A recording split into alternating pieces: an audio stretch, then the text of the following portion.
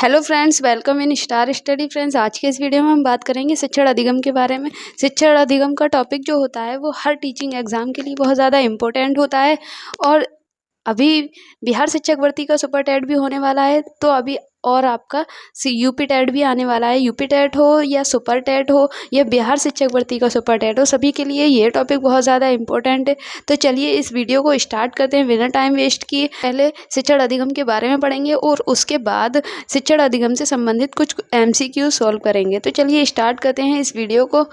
तो इस वीडियो में सबसे पहले क्या दिया गया है, शिक्षण का अर्थ क्या होता है, शिक्षण का सामान्य अर्थ क्या होता है। तो शिक्षण का सामान्य अर्थ होता है शिक्षण एक सामाजिक प्रक्रिया है। शिक्षण एक कैसी प्रक्रिया है? शिक्षण एक सामाजिक प्रक्रिया है। समाज से जुड़ने की प्रक्रिया को सामाजिक प्रक्रिया कहा जाएगा। लोगों से जुड़ने की प्रक्रिया को सामाजिक प्रक्रिया कहा जाता है। तो आगे देख लेते हैं, डॉक्टर राधाकृष्णन के अनुसार शिक्षा को क्या कहा गया है।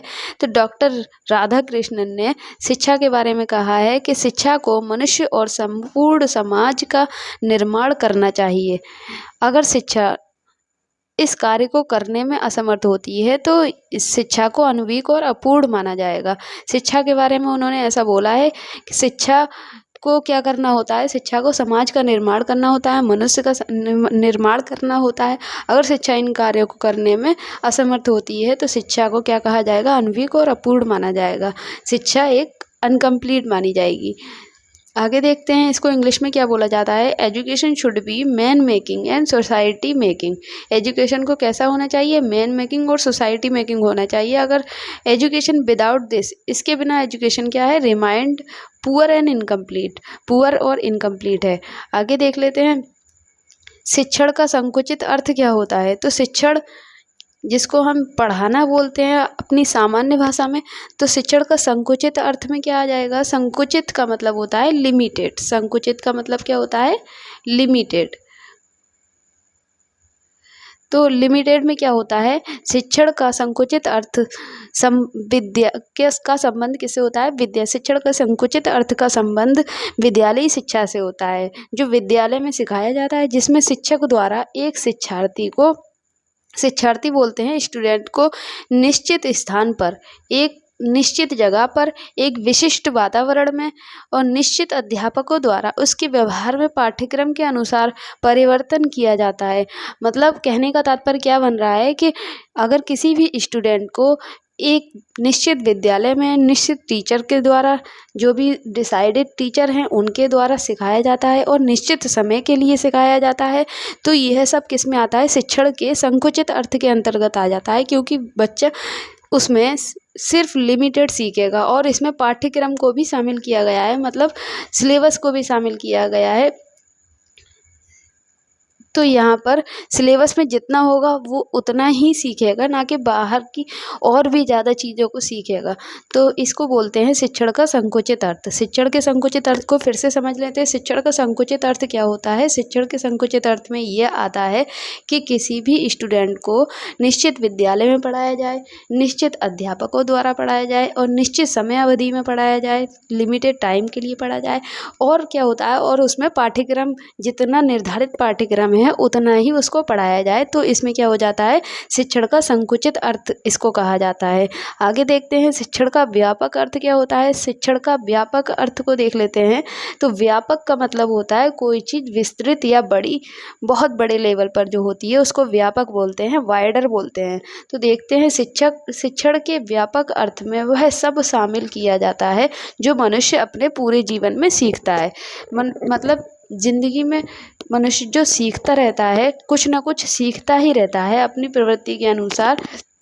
सीखने का काम व्यक्तियों एवं वस्तुओं द्वारा किया जाता है। मनुष्य किससे सीखता है, व्यक्तियों से सीखता है।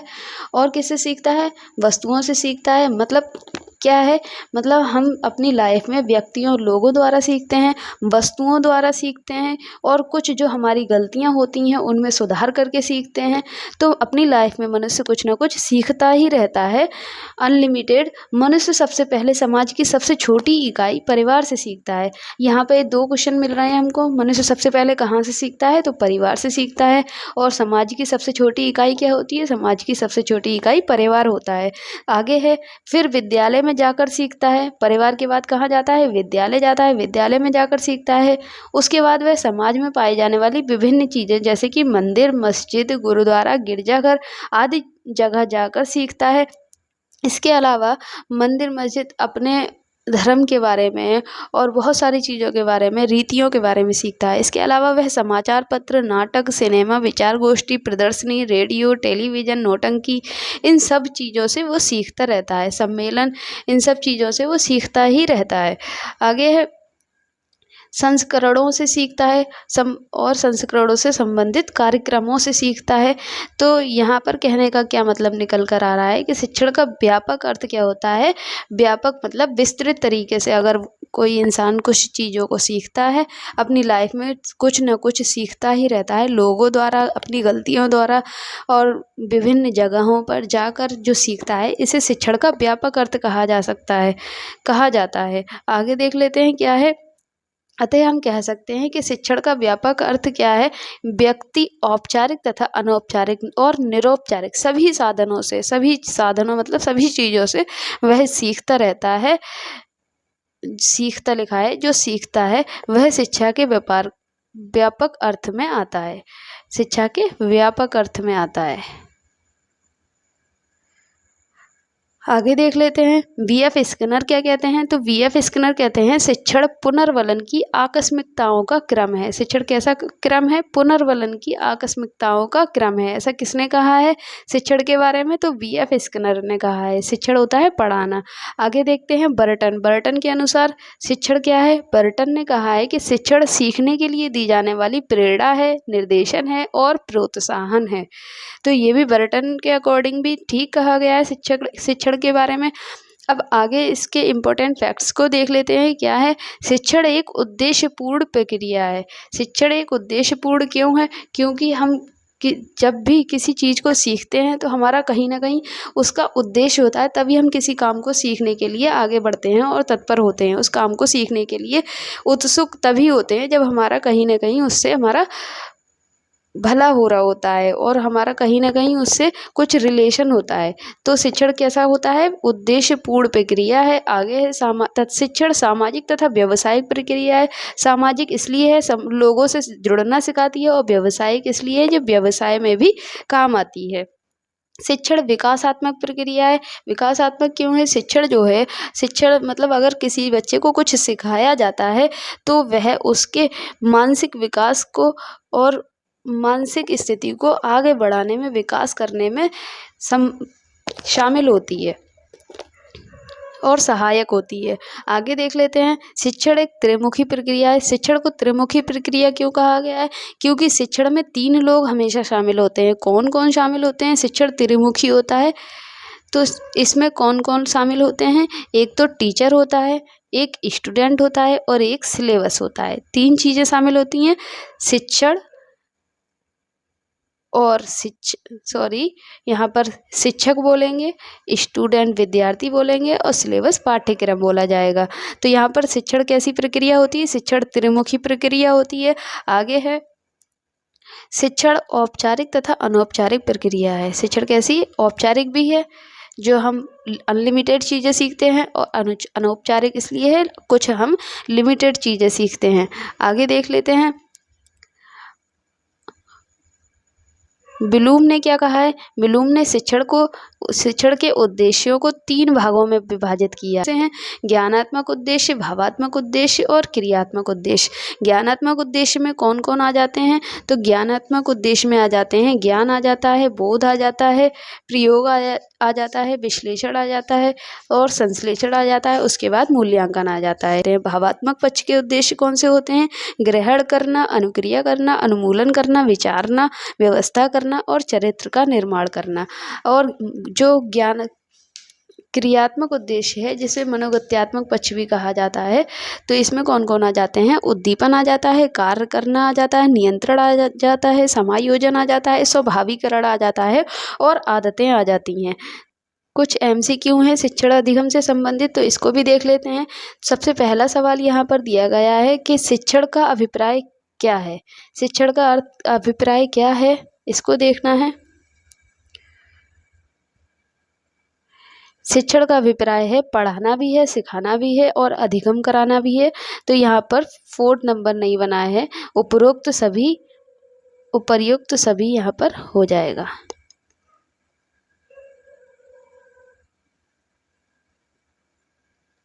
ऑप्शन नंबर डी यहाँ पर बिल्कुल ठीक हो जाता है। अब अगला सवाल देख लेते हैं। इसके बाद शिक्षण का संबंध नहीं है, शिक्षण का संबंध किससे नहीं है? शिक्षक से भी है, विद्यार्थी से भी है, पाठ्यक्रम से भी है। तो यहाँ पर ऑप्शन नंबर 4 सही हो जाएगा, उपरोक्त में से कोई नहीं।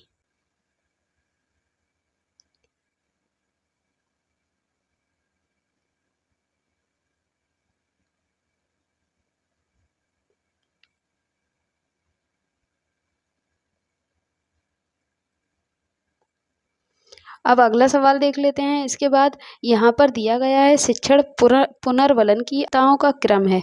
ऐसा किसने कहा है? तो ऐसा किसने कहा है? अभी हमने पढ़ा था। किसने कहा है? स्किनर ने ऐसा कहा है। अगला क्वेश्चन देख लेते हैं। शिक्षण सीखने के लिए दी जाने वाली प्रेरणा, निर्देशन एवं प्रोत्साहन है।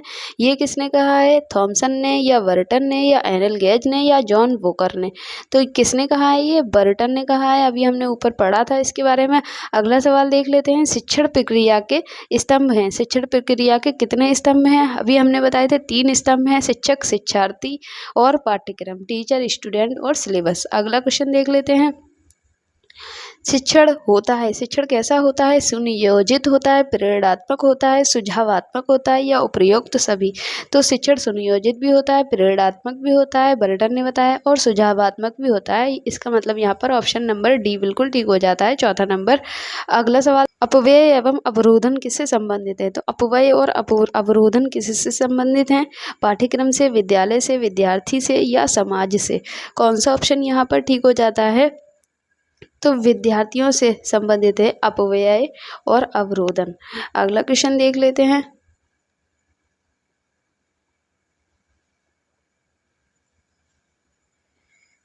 साविद्या या विमुक्तय शिक्षा का उद्देश्य किस विचारधारा का मानना है? तो ये विचारधारा किसकी है? आदर्शवादी विचारधारा है। ऑप्शन नंबर ए बिल्कुल ठीक हो जाता है। अगला सवाल देखते हैं। इसके बाद संपूर्ण जीवन ही शिक्षा है, ऐसा किसने कहा है? प्लेटो ने, जॉन ड्यूवी ने, स्पेंजर ने या टीपी नन ने? किसने कहा है ये? तो स्पेंजर ने ऐसा कहा है।